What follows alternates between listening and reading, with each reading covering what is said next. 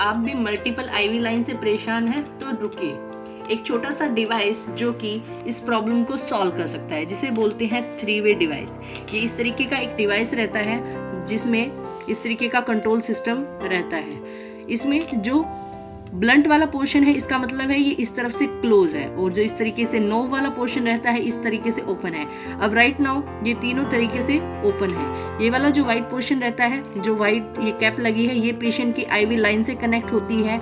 इसके अलावा जो ये मल्टीपल ओपनिंग रहती है, ये आईवी इन्फ्यूजन मेडिसिन को पेशेंट तक देने के लिए रहते हैं। इसके बाद है, अब सपोज हमने इसमें इस तरीके से सिरिंज ऐड की, तो ये है इसका कॉन्सेप्ट समझने का तरीका।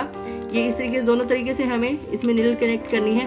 तो देखिए, अब जो ये 9 वाला मतलब ये तीनों तरीके से ओपन है, लेकिन अब हमने ये यहाँ से इसको पेशेंट साइड से क्लोज किया। इस तरीके से आईवी बोतल से मेडिसिन आई और ये पेशेंट की सिरिंज में फिल्ड हो गई। उसके बाद हमें ये कनेक्शन इस तरीके से बना हुआ है। अब इसके बाद है, हमने जो आईवी बॉटल से कनेक्शन था उसको क्लोज करके पेशेंट को ये कंटिन्यू करना है।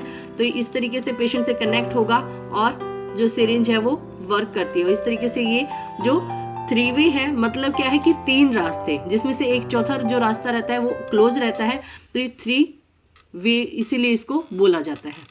अब सपोज हमें वापस से पेशेंट, अब इसमें सिरिंज में मेडिसिन खत्म हो गई है, तो हमें वापस से इसमें होल्ड करने, इसमें भरनी है।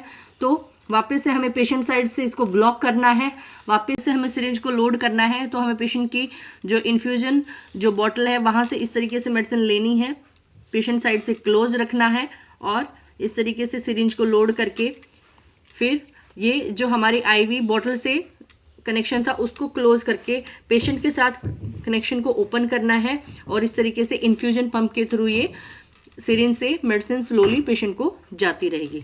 तो ये थी हमारी 3-वे की वर्किंग मैकेनिज्म।